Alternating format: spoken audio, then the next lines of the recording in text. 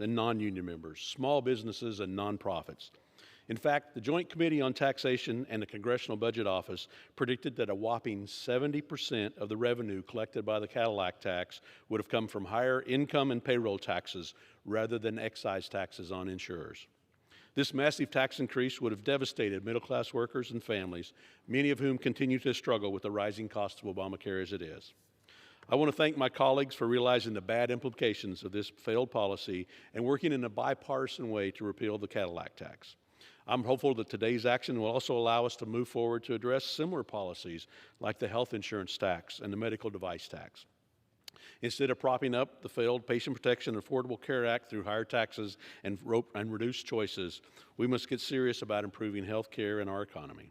I believe H.R. 748 is a great first step, and I urge my colleagues to support it. With that, I yield back the balance of my time. Gentleman from Kansas yields back. The gentleman from Pennsylvania reserves. The gentlewoman from Washington is recognized. Madam Speaker, I yield 1.5 minutes to the gentleman from New Jersey, Congressman Pascrell. The gentleman from New Jersey is recognized. Thank you, Madam Chair. I want to ask for unanimous consent for the letters that I have in my hand to be inserted into the record. Objection. Thank you. I support this legislation, H.R. 748. During our discussions on health reform in 2009, many of us strongly opposed the excise tax on so-called Cadillac employer-provided health plans. We were successful in keeping it out of the House version of the bill, but we all know it ended up in the final bill. It has been delayed since then, but now it's enactment time. So this is imminent. So we need to do something now. The Cadillac tax would impact employers and families whose health insurance plans cost more than $11,100 for an individual and $29,750 for family coverage. This is not a small universe, and the effects will be highly negative.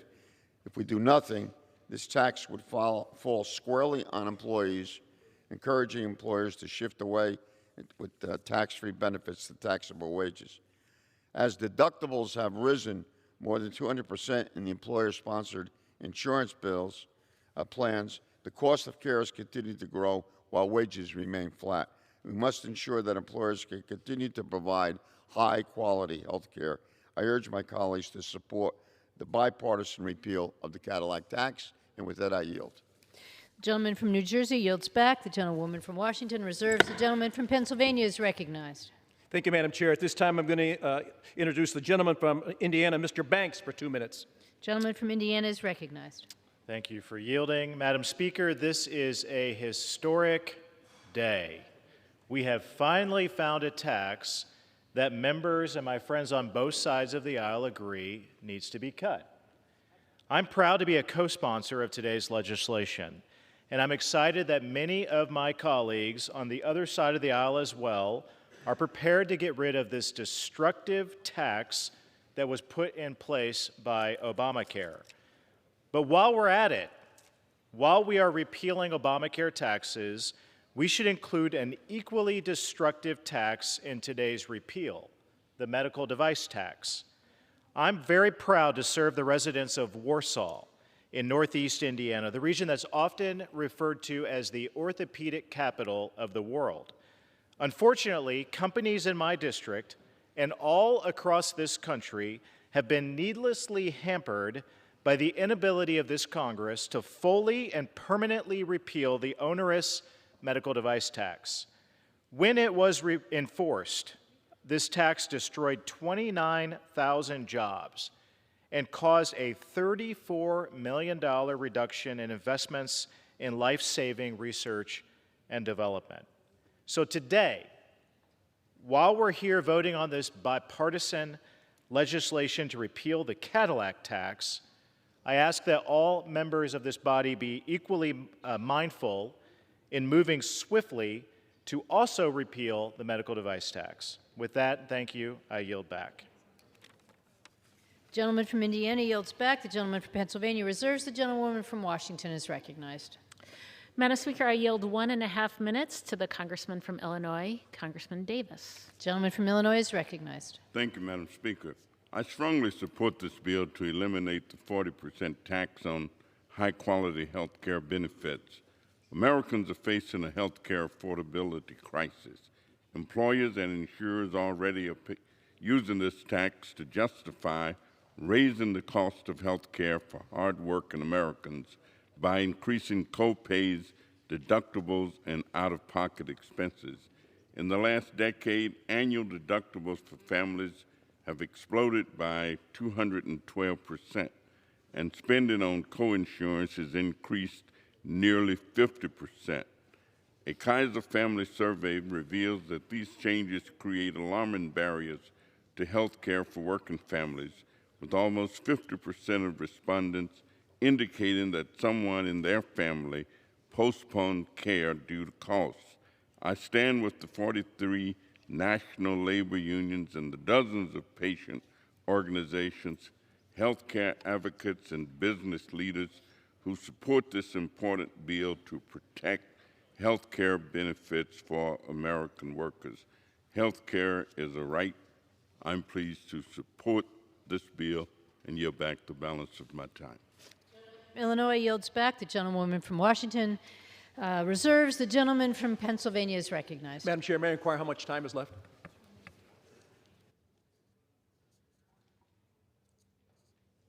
Gentleman from Pennsylvania has 9.5 minutes. The gentlelady from Washington has 10.5 minutes. I will reserve for right now. The gentleman from Pennsylvania reserves. The gentlewoman from Washington is recognized. Madam Speaker, I ask unanimous consent to enter letters of support for H.R. 748 into the record. Without objection. Thank you. And I yield 1.5 minutes to the gentlelady from California, Congresswoman Sanchez. Gentlewoman from California is recognized. Thank you, Madam Speaker. I rise in support of the Middle Class Health Benefits Tax Repeal Act. And I want to thank Chairman Neal and Mr. Courtney for their tireless efforts to get this legislation passed. I've been proud to support the repeal of the Cadillac tax for many years. Last Congress, I offered an amendment to repeal the tax during the health care repeal and replace debate. It's important to remember that the Cadillac tax does not just affect high-value plans. If Congress does not act, the tax will hit hardworking Americans and their families who receive employer-sponsored insurance. Employers have already started shifting costs to their workers in anticipation by increasing deductibles, copays, and coinsurance. Congress has voted twice to delay the tax, but now is the time to officially repeal it. I'm pleased that we're finally taking this vote today. I look forward to passage today, and we'll keep working to strengthen and protect America's health care. And I ask unanimous consent to submit letters from CWA, UAW, AFSCME, AFT, AFSCME, and the AFL-CIO in support of this bill. Thank you, Madam Chair. I yield back. The gentlewoman from California yields back. The gentlewoman from Washington is reserves. The gentleman from Pennsylvania is recognized. Continue to reserve. The gentleman from Pennsylvania continues to reserve. The gentlewoman from Washington is recognized. Madam Speaker, I yield 1 minute to the gentlelady from California, Congresswoman Chu. Gentlewoman from California is recognized. I rise in support of H.R. 748, repealing the so-called Cadillac tax. I believe that we in Congress should be incentivizing employer-sponsored insurance to be more generous, not less. And at a time when the President is working to dismantle the Affordable Care Act and pushing through regulations that allow junk plans to flourish, we need to stand with American workers and fight for more generous health plans. The plans that are hit by this tax cover more female employees, more workers with dependent children, more older workers, and employees at small businesses. These are the people who are being hit by high deductibles, rising premiums, and more cost sharing in the health system than ever before. A recent study showed that in 2018, 58% of Americans do not have $1,000 of savings in case of an emergency, and yet the average deductible in 2018 was $1,350. We must pass this bill, and I ask unanimous consent to enter these letters of support for H.R. 748 into the congressional record from organizations such as the Alliance for Retired Americans and the Alliance to Fight the 40 and the College and University and Professional Association for Human Resources. Without objection.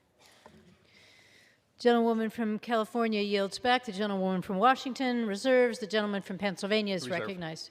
Gentleman from Pennsylvania reserves. Gentlewoman from Washington is recognized. Madam Speaker, I yield 1.5 minutes to the congressman from Pennsylvania, Mr. Boyle. Gentleman from Pennsylvania is recognized. I thank my friend from Washington State, and thank you, Madam Speaker. More than anything, today is about fairness for America's workers. I come to this issue with the experience of remembering on several occasions when I was growing up, my parents, who were both hardworking members of organized labor, going through a contract negotiation and wondering if they were going to go out on strike, what was going to happen. And on more than one occasion, it would end like this. They'd say, well, I think we got a fair deal. We're foregoing a pay increase, but thank God we were able to save our health care and our benefits. Time and time again, thousands, indeed millions of American workers made that decision, that they would forego pay raises, forego pay increases so they could save their health care. So then, decades later, to face a 40% tax on that health care just is not right and not fair to America's workers. So I'm proud to stand here today with my fellow Pennsylvanian on the other side of the aisle, with colleagues of mine on both sides of the aisle, in order to repeal this Cadillac tax, which never should have been passed in the first place. And with that, Madam Speaker, I would like to enter into the record a number of letters from organizations all supporting this piece of legislation to repeal the Cadillac tax. Without objection. And with that, I happily yield back. The gentleman from Pennsylvania yields back. The gentlewoman from Washington reserves. The gentleman from Pennsylvania is recognized. Gentleman from Pennsylvania reserves. The gentlewoman from Washington is recognized. Madam Speaker, I yield 1.5 minutes to the gentleman from Nevada, Congressman Horsford. Gentleman from Nevada is recognized. Thank you, Madam Speaker, and thank you to my colleague from Washington for managing this important bill. I rise today to speak in support of the Middle Class Health Benefits Tax Repeal Act. We cannot afford to let this 40% excise tax on employer-sponsored health plans to take effect. This tax would increase costs for America's working and middle-class families. For many working families, necessary medical treatment remains tragically unaffordable due to exorbitant out-of-pocket costs and deductibles. If this so-called Cadillac tax isn't repealed, this crisis of affordability for medical care will only worsen. To avoid the excise tax, employers will in all likelihood reduce the value of their plans and reduce benefits and even increase their workers' share of the cost. This would result in increases to out-of-pocket costs for more than 180 million workers, including 1.3 million people in my home state of Nevada.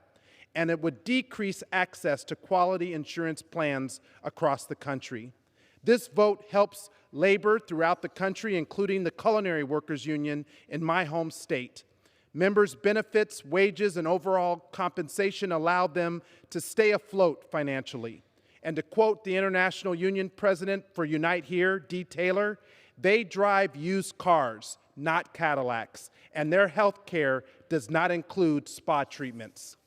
At a time when this is the reality for our constituents, Congress should make sure that employers doing the right thing and providing high-value health insurance to their employees. 30 seconds. Gentleman is recognized for another 30 seconds. Congress should make sure that employers do the right thing and providing high-value health insurance to their employees are supported, not penalized with an egregious tax.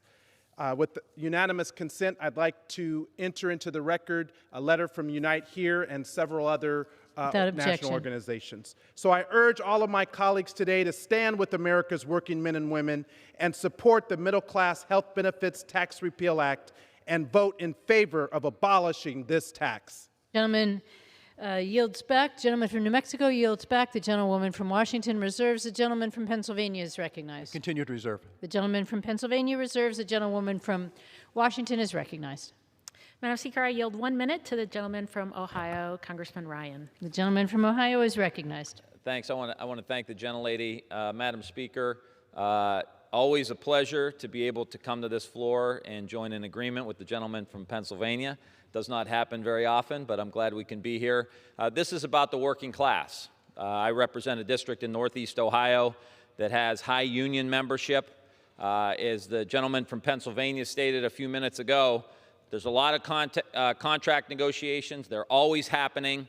And more often than not, over the last 20 or 30 years, the men and women of labor have been forced to negotiate contracts where they didn't get an increase, maybe a 1%, 1.5% increase, but they were always able to sustain their health care. And so this is a very important piece of legislation, one I know we've been working on. I want to thank the gentlelady from Washington State. I want to thank Chairman Neal from the Ways and Means Committee. This has been a long time coming. I hope we can fix this, and I hope it's the first step to us building out a better health care system that's more affordable, more accessible, more innovative, more focused on prevention as we move down the road in the next several months. Yield back the balance of my time. The gentleman from Ohio yields back. The gentlewoman from Washington reserves. The gentleman from Pennsylvania is recognized. Continued reserve. Gentleman from Pennsylvania reserves. The gentlewoman from Washington is recognized. Madam Speaker, I have no further speakers. I am prepared to close. The gentlewoman from Washington reserves. The gentleman from Pennsylvania is recognized. Ms. Ma'am, ready to close. The gentleman from Pennsylvania is recognized. You know, I want to thank my colleagues on the other side. You know, there's an old saying in life that sometimes you get a second chance to do the right thing. 8 years ago, when the Affordable Care Act was passed, I'm sure it was an oversight or an undersight or just not actually understanding what was taking place that day. And my colleagues on the other side at that point were looking to pass the Affordable Care Act. And one of the victims in that was employer-sponsored insurance. We refer to it today as the Cadillac tax, and I'm glad we use that term, quite frankly. I told you earlier, I'm a Cadillac dealer, so I'm really happy to hear anytime maybe they think something's outstanding, they call it a Cadillac. But what we're going to do today has nothing to do with fancy cars. It has nothing to do with extravagant health plans, but it does have everything to do with punishing hardworking Americans and their families. What we are doing today is a crucial step toward protecting employer-sponsored health insurance for all Americans. And again, as I said earlier, we're doing the right thing for the right reasons, for the right people. Not just Republicans, not just Democrats, but every single American out there that gets his or her health insurance through their employer. It's a remarkable thing to see happen here in the people's floor, the people's house, where we come together and agree that we can fix a wrong, we can right a wrong, we can make things right that we maybe had a different look at 8 years ago, but we decided today that it just really makes sense to do that. I want to give a special thank you, though, to my good friends, Tom Reed and Josh Galtheimer, for forming the Problem Solvers Caucus. And in the rules package this year, they were able to bring up a rule that says, you know what, if you get 290 sponsors or co-sponsors on a piece of legislation, it needs to come forward. Joe Courtney has worked on this for many years, and we've already talked about the number of people that were already on board and ready to see this come forward, but it just couldn't get through the procedures to get to the floor. And I think when I go back home, people would say to me, if you have so many people that agree on the same thing, and they're doing the right thing for the right reason, why can't you get it done? And then you have to say, well, you know what?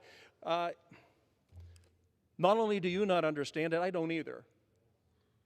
If we're acting in the best interest of the people we represent, then we should be able to do these things. So sometimes you take a look at what's holding you back from doing the right thing and say, there's something in the rules that needs to be changed. And that's what's taking place today. But the really great part of it, the really great part, is that Republicans and Democrats are coming together in the people's house and doing the right thing, ensuring, at least from our part of the Congress, that we can repeal this onerous tax on hardworking Americans. So I am so glad to be here today, and I'm so thankful. Working with Joe Courtney has been absolutely marvelous, and this guy has really had staying power. He's never given up on this. He stayed on it and stayed on it and stayed on it. And there's an old saying, to play through the whistle. I got to tell you, in this case, Joe Courtney played through the echo of the whistle. He never gave up. And so to be here with my colleagues today and coming to a conclusion that this is the right thing for us to do is really good. And I want to thank my friends that came here and spoke today on behalf of our side of the aisle for supporting this. We've had a opportunity this afternoon to do something. To do something not for ourselves, but for the people who sent us here to represent them.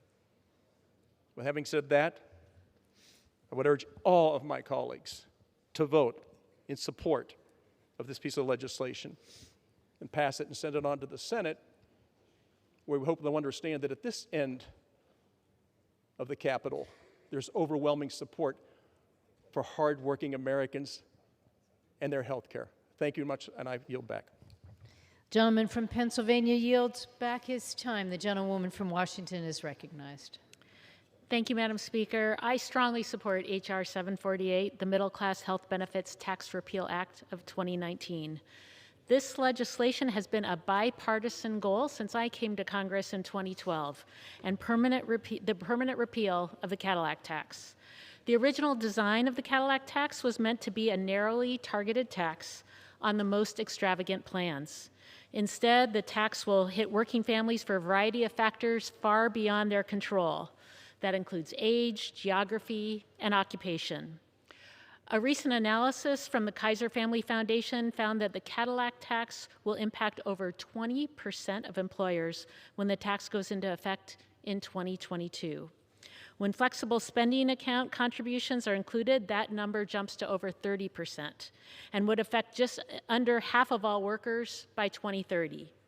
While the intended goal of the Cadillac tax was to put downward pressure on plan costs, the mechanics of the tax will simply put more costs onto working families in the form of higher deductibles and greater cost sharing so employers can avoid the tax.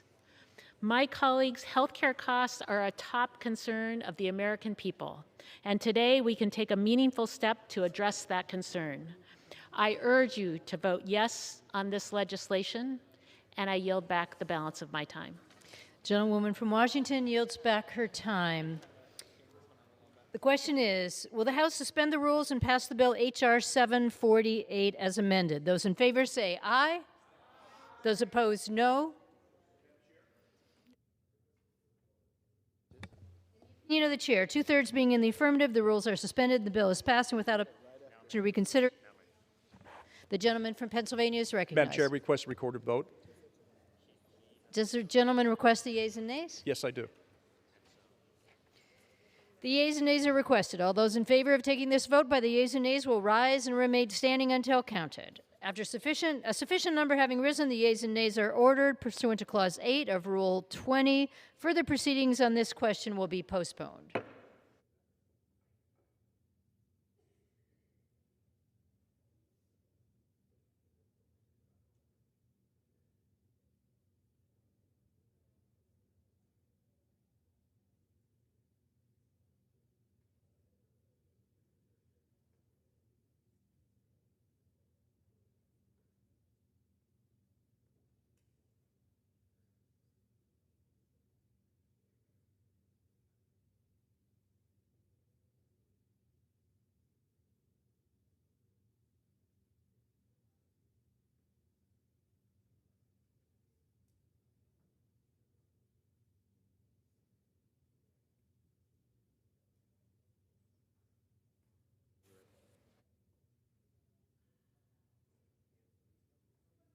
For what purpose does the gentleman from Texas seek recognition?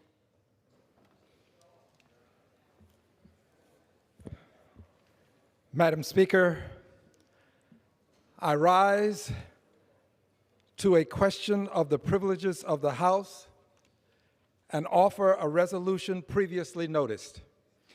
The clerk will report the resolution.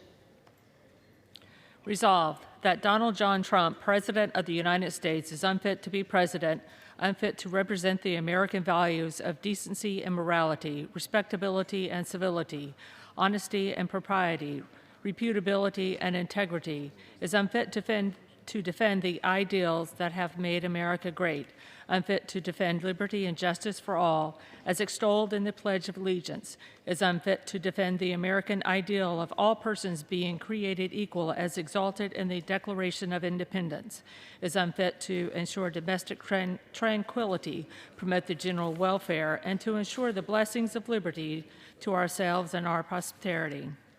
as lauded in the preamble of the United States Constitution, is unfit to protect government of the people, by the people, for the people, as elucidated in the Gettysburg Address, and is impeachable for high misdemeanors, that the following article of impeachment be exhibited to the Senate.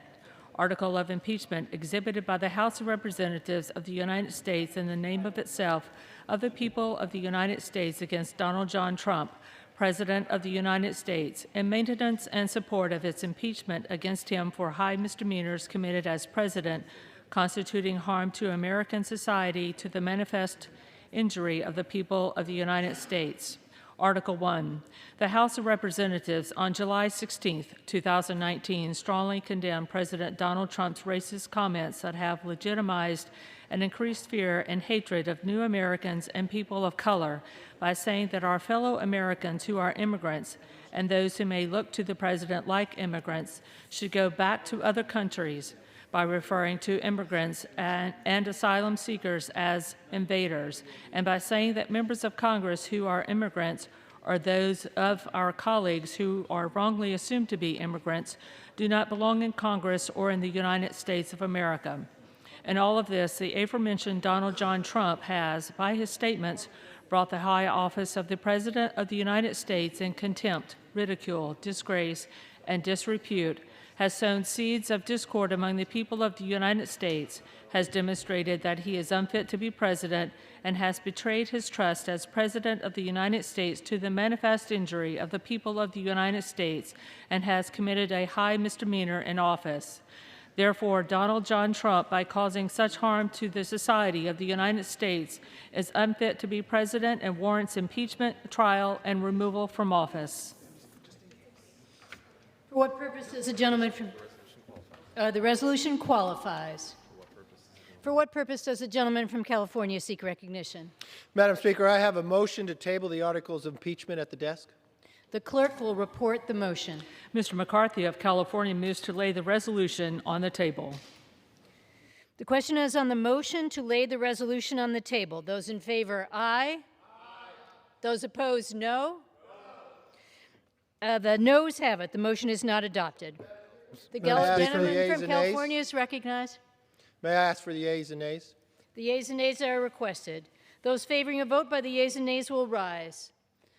A sufficient number having risen, the yeas and nays are ordered. Members will record their votes by electronic device. This is a 15-minute vote.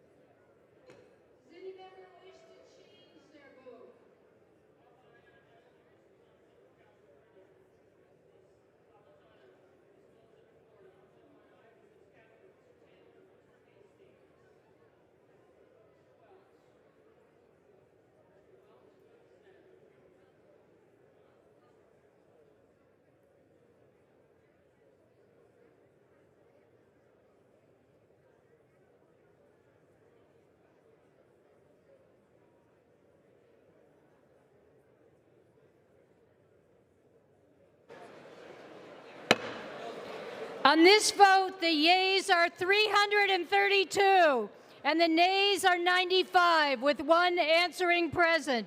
The motion is adopted. Without objection, a motion to reconsider is laid on the table. Proceedings will resume on questions previously postponed. Votes will be taken in the following order. Ordering the previous question on H Resolution 492, adoption of H Res 492 if ordered, passage of Senate Joint Resolution 36, passage of Senate Joint Resolution 37, passage of Senate Joint Resolution 38, and adoption of H Res 497. Pursuant to Clause 9 of Rule 20, electronic votes will be conducted as 5-minute votes. Pursuant to Clause 8 of Rule 20, the unfinished business is the vote on ordering the previous question on H Resolution 492, on which the yeas and nays are ordered. The clerk will report the title of the resolution. House Calendar Number 37, House Resolution 492, resolution providing for consideration of the bill H.R. 582 to provide for increases in the federal minimum wage and for other purposes. The question is on ordering the previous question. Members will record their votes by electronic device. This is a 5-minute vote.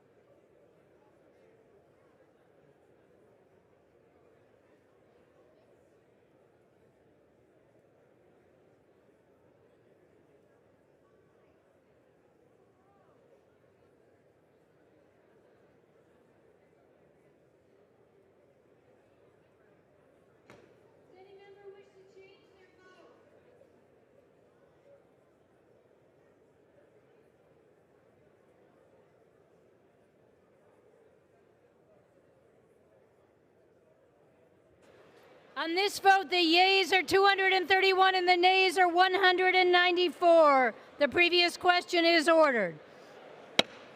The question is on adoption of the resolution. Those in favor say aye. Those opposed say no. The ayes have it. The resolution is adopted. The gentleman from Texas is recognized.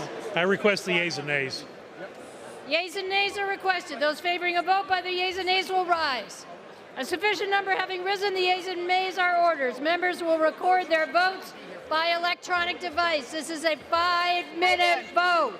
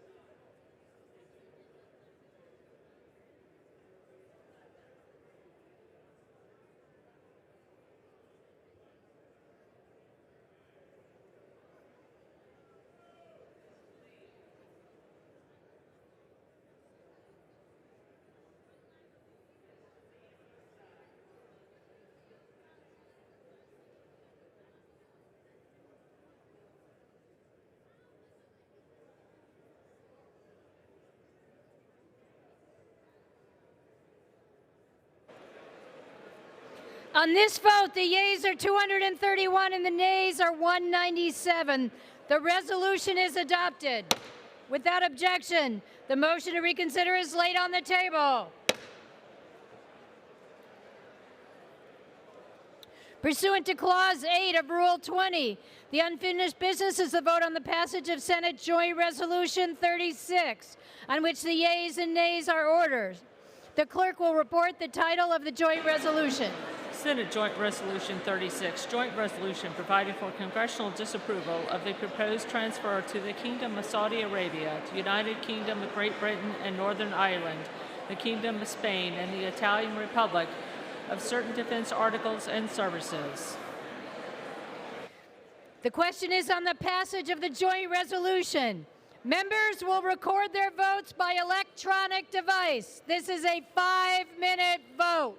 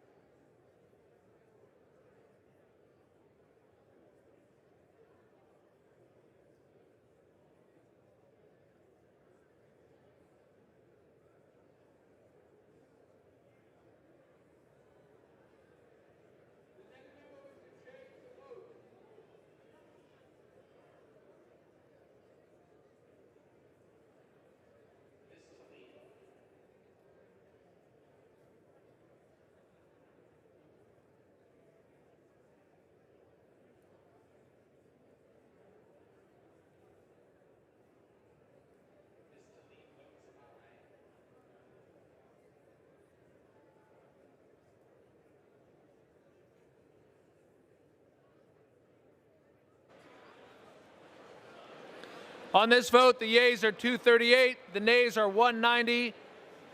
The joint resolution is passed. Pursuant to Clause 8 of Rule 20, the unfinished business is the vote on passage,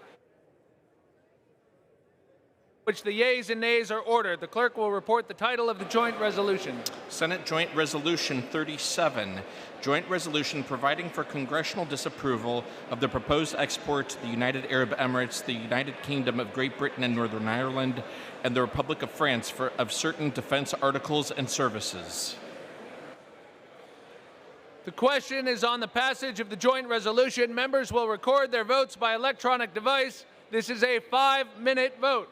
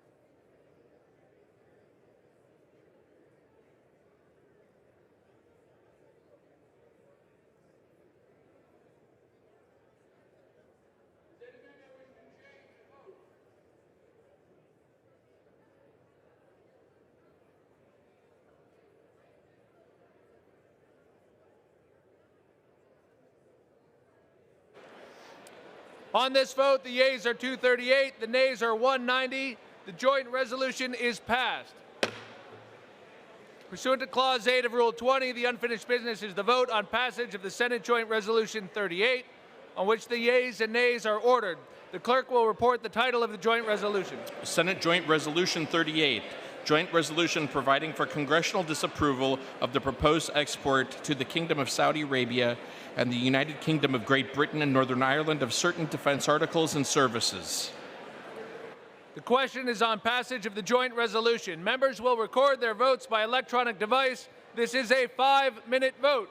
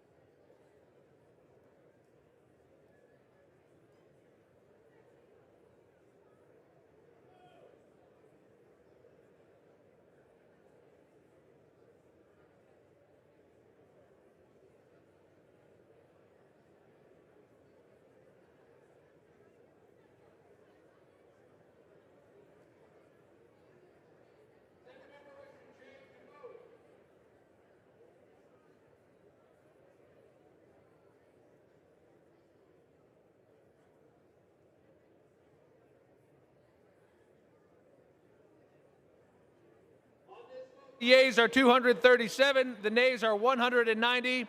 The joint resolution is adopted.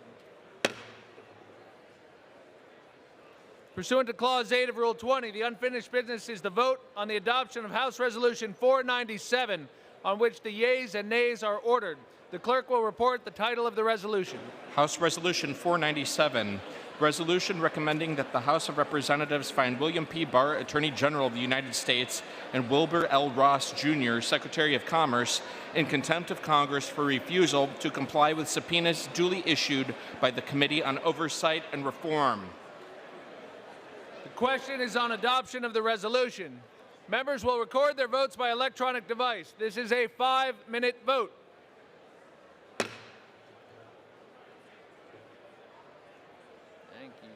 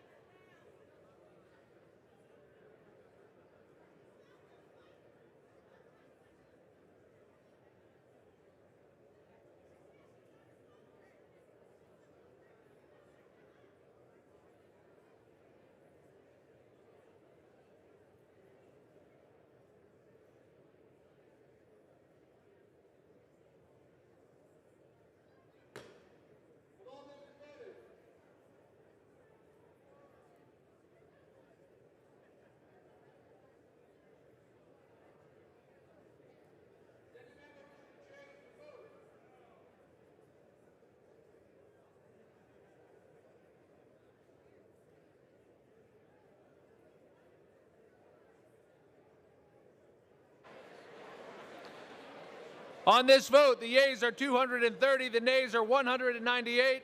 The resolution is adopted. Without objection, the motion to reconsider is laid on the table. Pursuant to House Resolution 491 and Rule 18, the Chair declares the House is in the Committee of the Whole House on the State of the Union for the further consideration of H.R. 3494. Will the gentleman from New York, Mr. Espaillat, kindly take the chair?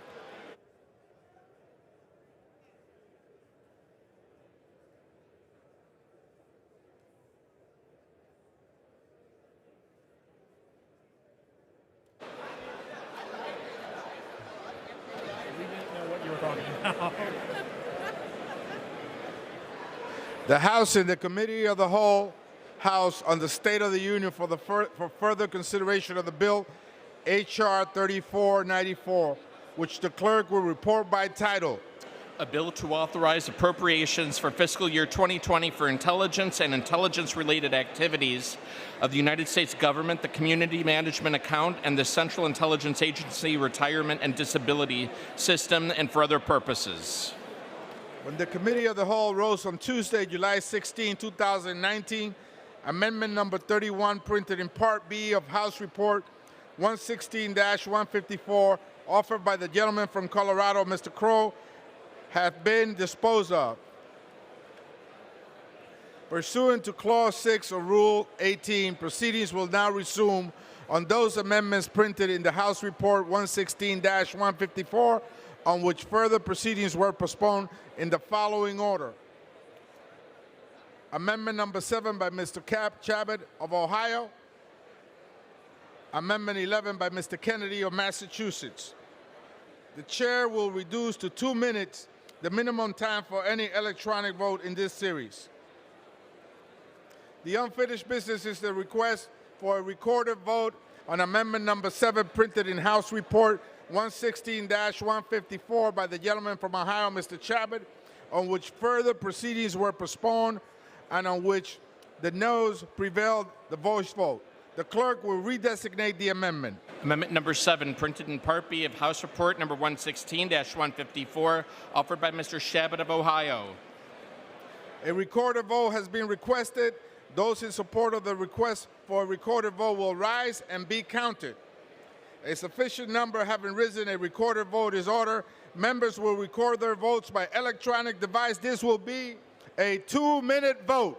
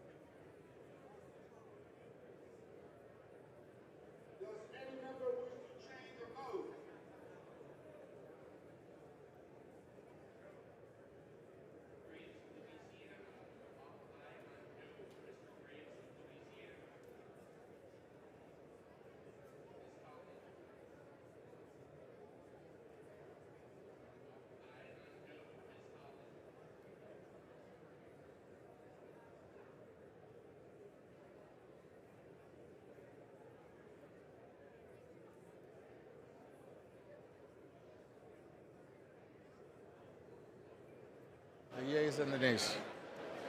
On this vote, the yeas are 178, the nays are 255. The amendment is not adopted.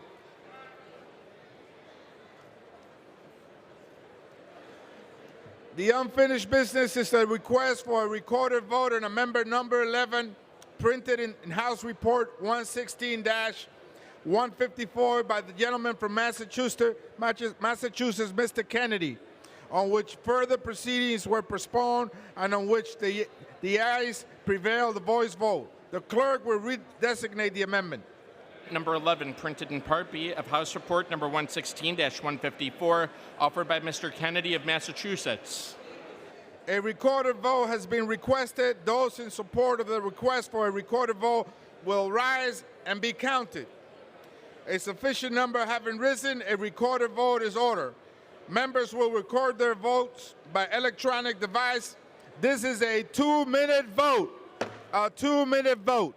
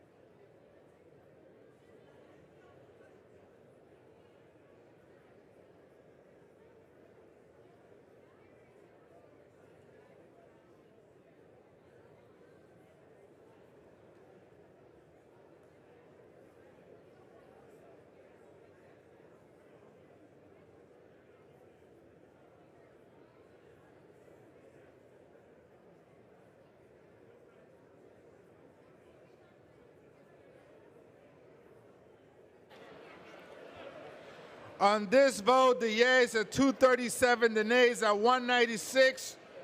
The amendment is adopted. There being no further amendments under the rule, the committee rises.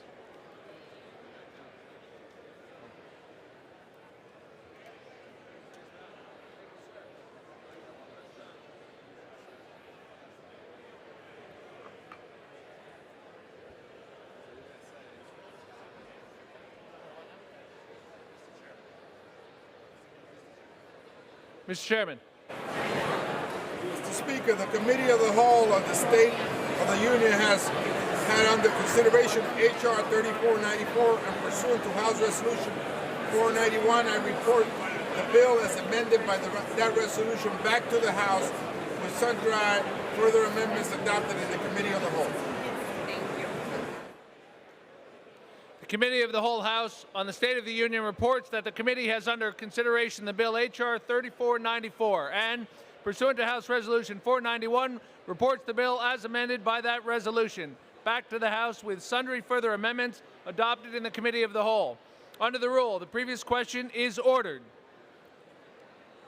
Is a separate vote demanded on any amendment reported from the Committee of the Whole? If not, the Chair will put them on gross. The question is on the adoption of the amendments. Those in favor, please say aye.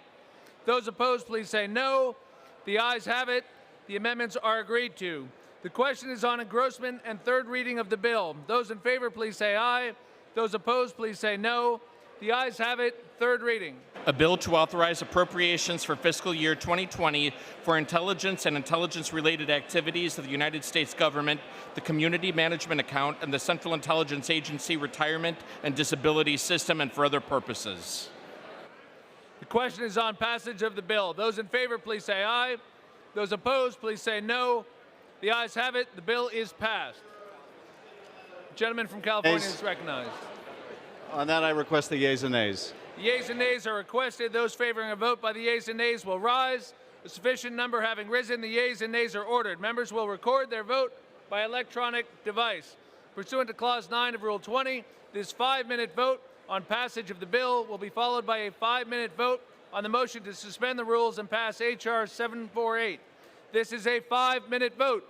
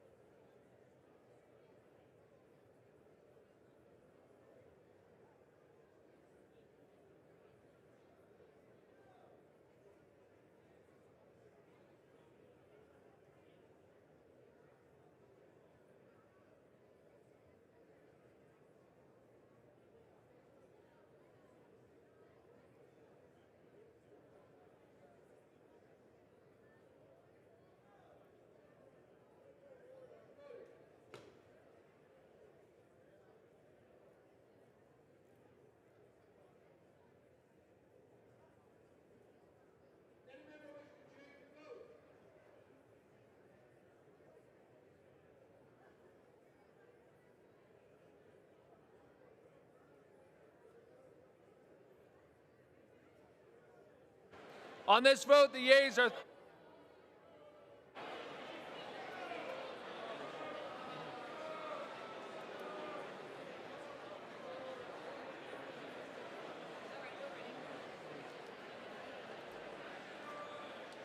On this vote, the yeas are 397, the nays are 31. The bill is passed. Without objection, the motion to reconsider is laid on the table. Without objection, the title is amended. Pursuant to Clause 8 of Rule 20, the unfinished business is the vote on the motion of the gentleman from Massachusetts, Mr. Neal, to suspend the rules and pass H.R. 748. As amended, on which the yeas and nays are ordered. The clerk will report the title.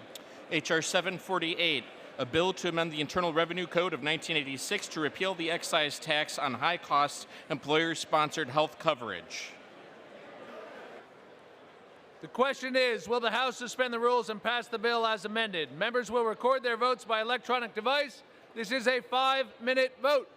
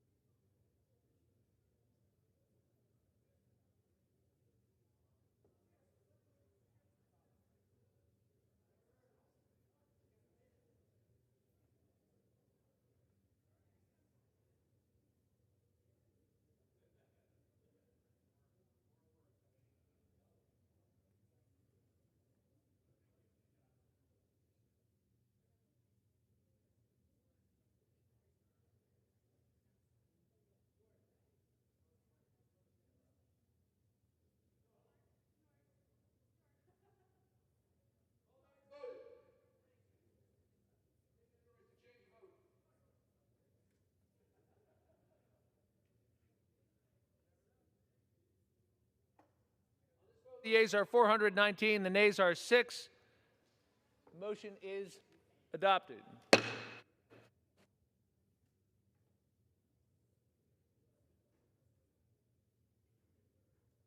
Two-thirds being in the affirmative, the rules are suspended, the bill is passed, and without objection, the motion to reconsider is laid on the table. For what purpose does the gentleman from Connecticut seek recognition? Mr. Speaker, I ask unanimous consent that in the engrossment of the bill H.R. 3494, the clerk be authorized to make technical corrections and conforming changes to the bill. Without objection, so ordered.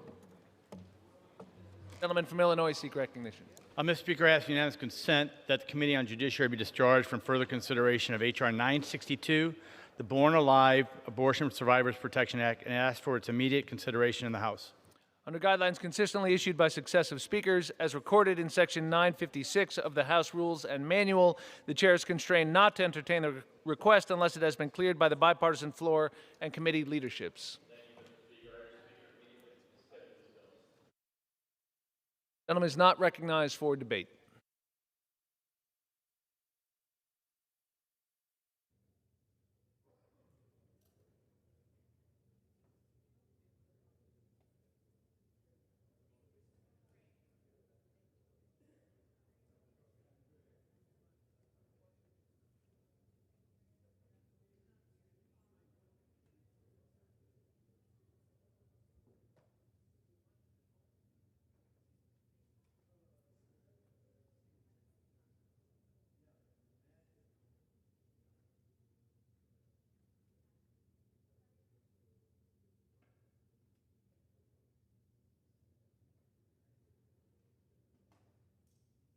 For what purpose does the gentleman from New Jersey seek recognition?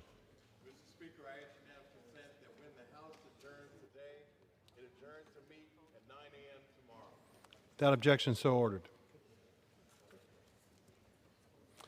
The chair will now entertain requests for 1-minute speeches. For what purpose does the gentleman from New Jersey seek recognition? Ask unanimous consent to address the House for 1 minute, revise and extend my remarks. Without objection, the gentleman is recognized for 1 minute. Mr. Speaker, I rise to acknowledge Tequil Green. Mr. Green is the first African-American valedictorian of the University Academy Charter High School in Jersey City, New Jersey. Mr. Green's hard work over the past 4 years is an incredible feat. He achieved the highest level of academic success in his class. He also received the Salutatorian Award from the Jersey City Community Middle School. These honors are so well deserved. At University Academy, Mr. Green challenged himself by taking AP classes every year. Each summer, Mr. Green worked for the Jersey City Department of Recreation. Even with this rigorous schedule, Mr. Green had only 10 absences in 4 years. He continues to pursue these challenges as he prepares for college. Mr. Green will study international business and pre-law at Seton Hall University. I congratulate Tequil Green on his hard work and success. He has a very bright future ahead of him, and we are proud of him in the 10th Congressional District in the state of New Jersey. And with that, Mr. Speaker, I yield back. For what purpose does the gentleman from Florida seek recognition? Without objection, the gentleman is recognized for 1 minute.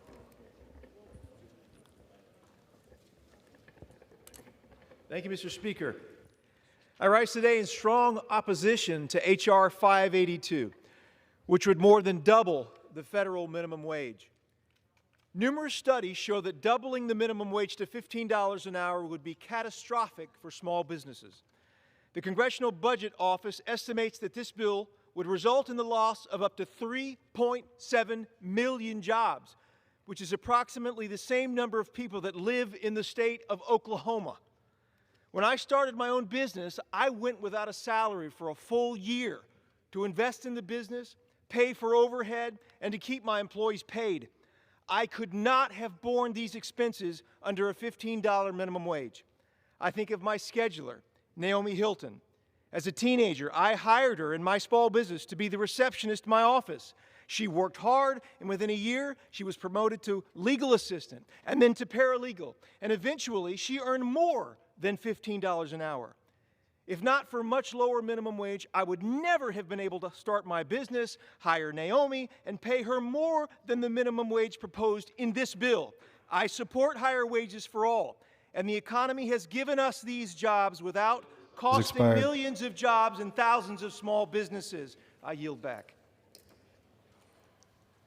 For what purpose does the gentleman from Rhode Island seek recognition?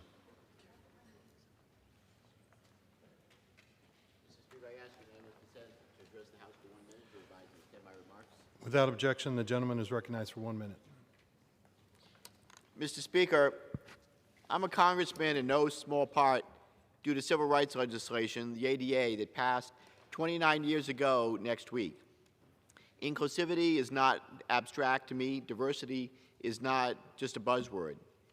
This weekend, our nation confronted bigotry and discrimination, the vile opposites of these virtues.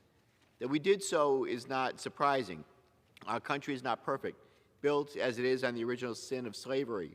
But the source of these racist remarks should shock all of my colleagues as they came from the President himself. The President's tweets attacking my fellow representatives is inexcusable. There is no explanation, no possible context in which they would be acceptable. They are the product of his worldview that prizes division and conflict. I believe in compromise. I believe in trying to work together to better our country, even when we disagree.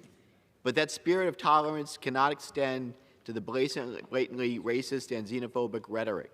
I voted yesterday to condemn the President's remarks, but that should never have been necessary. Our country is better than the example this President is setting. I only hope that we can heal after this dark chapter. I yield back. For what purpose does the gentleman from Washington seek recognition? Mr. Speaker, I ask unanimous consent to address the House for 1 minute. Without objection, the gentleman is recognized for 1 minute. Mr. Speaker, sadly, I rise again today to speak about the epidemic of missing and murdered Indigenous women. After 300 days of searching, the body of Rosenda Strong was finally found on the Yakima Nation Reservation in central Washington. The life of this young mother of 4 was not lost, but taken, as are the lives of many other Native American women across the nation. Rosenda is a citizen of the Confederated Tribes of the Umatilla, and her case is one of 71 unsolved cases involving missing and murdered Indigenous women in Washington state. Since she went missing last October, her loved ones have rallied to bring national attention to the alarming high number of murder and violence rate facing Native American women across the country. Children are left without mothers. Parents are left without daughters, and communities are left questioning their safety and their future. This crisis can no longer be ignored. Congress must act to deliver justice to victims like Rosenda and so many others like her. Thank you, Mr. Speaker, and I yield back. For what purpose does the gentlewoman from Florida seek recognition? Mr. Speaker, I ask for unanimous consent to address the House for 1 minute. Without objection, the gentlewoman is recognized for 1 minute. Thank you. Mr. Speaker, oftentimes Latinas in STEM are used to being the only women in the room and often the only people of color. Women make up only 24% of the STEM workforce, and Latinas only 2% of the entire STEM workforce. But the future is changing. I rise today to celebrate the accomplishments of Laura and Natalia Coronado, twin sisters who recently graduated from Florida International University with bachelor's degrees in computer engineering. Now they are each starting careers working for Intel. Laura and Natalia are making South Florida proud and setting an example for women and girls everywhere. Breaking into a career field that is dominated by men is not easy. Believe me, I know. It is up to all of us to create a society where women are encouraged to pursue careers in STEM, and that means promoting diversity and supporting equal opportunities. For what purpose does the gentleman from Georgia seek recognition? Ask unanimous consent to address the House for 1 minute and to revise and extend my remarks. Without objection, the gentleman is recognized for 1 minute. Mr. Speaker, I rise today to recognize Coastal Middle School in the 1st Congressional District of Georgia for being distinguished distinguished as a lighthouse school to watch. Organized by the National Forum to Accelerate Middle Grades Reform, the Lighthouse Schools to Watch program celebrates high-performing middle schools based on 4 factors: academic excellence, developmental responsiveness, social equity, and organizational structure. In Savannah, Coastal Middle School has been surpassing the norm in all of these areas while also taking the initiative to go the extra mile in others. The school teaches classes in both Arabic and Chinese, values quality writing skills, embraces students with disabilities, serves students from abroad, and provides opportunities for students to serve the local community. While Coastal Middle School continues to excel, schools across Georgia are also raising the bar. Georgia was the first of 3 states in the nation to qualify for the National Forum Schools to Watch program. Congratulations, Coastal Middle School. Keep up the good work, and thank you for your commitment to providing students in our area with an exceptional education. Thank you, Mr. Speaker, and I yield back. For what purpose does the gentleman from Michigan seek recognition? I seek unanimous consent to address the House for 1 minute and to revise and extend my remarks. Without objection, the gentleman is recognized for 1 minute.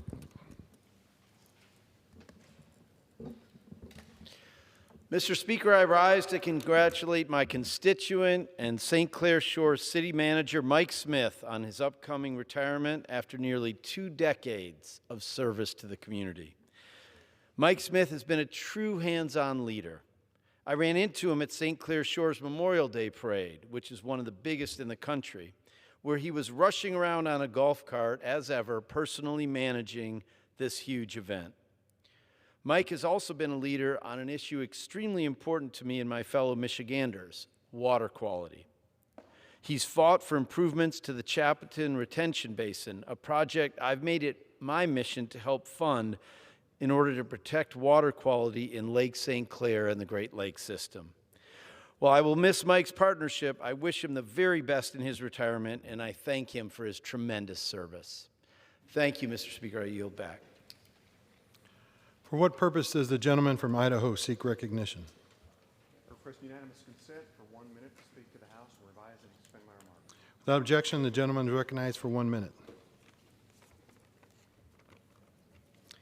Speaker, in the last few days, we spent a lot of time in session in the U.S. Congress reviewing and the debating of tweets and personal comments of individuals. In the meantime, policy debate and the urgent work of the people are excluded from the agenda. As I speak, among other things, we're apprehending some 3,000 immigrants per day on our southern border. We'll lose around 130 people a day due to the opioid crisis. And our national debt will increase another $3 billion or so in just the next 24 hours. It's clear that majority leadership does not want to have policy initiatives that are desired by our current administration to even get a debate. But Speaker, we have an election process to deal with those concerns.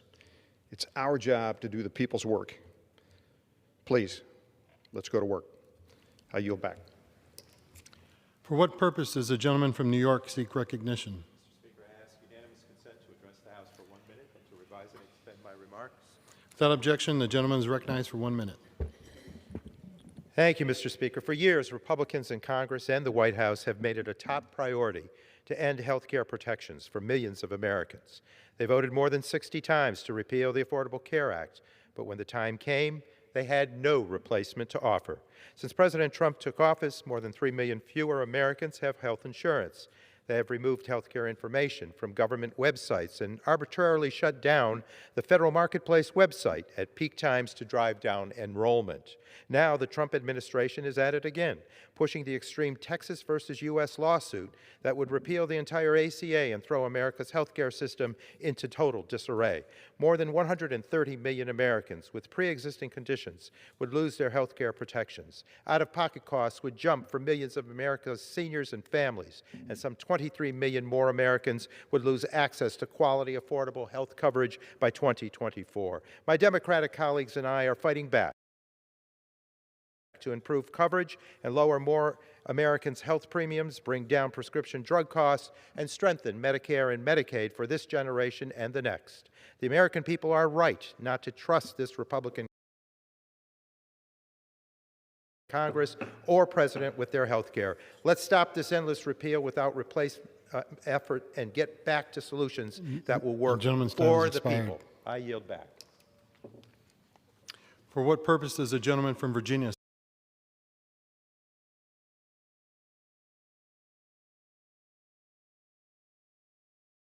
seek recognition? Ask unanimous consent to address the House for 1 minute and revise and extend my remarks. Without objection, the gentleman is recognized for 1 minute. Thank you, Mr. Speaker. Mr. Speaker, school principals are more than just managers of educators and school activities. These individuals become students' friends, mentors, coaches, and advocates. Today, I have the distinct honor of recognizing Dr. Mark Crummy, principal of Highland Park Elementary School in Roanoke, Virginia. Dr. Crummy was recently named Elementary Principal of the Year by the Virginia Parent-Teacher Association. Dr. Crummy has over 25 years of experience in education. As both an educator and administrator, his life has been dedicated to service. His quarter-century of experience continues to enrich the lives of the students who pass through the doors of Highland Park. During Dr. Crummy's tenure, students have shown improvements in both grades and test scores, a testament to his and the staff of Highland Park Elementary's efforts. Mr. Rogers once said, "Anyone who does anything to help a child in his life is a hero to me." I agree with that statement and want to recognize Dr. Crummy as a hero in our community. His continued dedication to the students of Highland Park Elementary is commendable, and I congratulate him on this incredible honor. Mr. Speaker, I yield back. For what purpose does the gentlewoman from Texas seek recognition? Mr. Speaker, I ask unanimous consent to address the House for 1 minute to revise and extend my remarks. Without objection, the gentlewoman is recognized for 1 minute.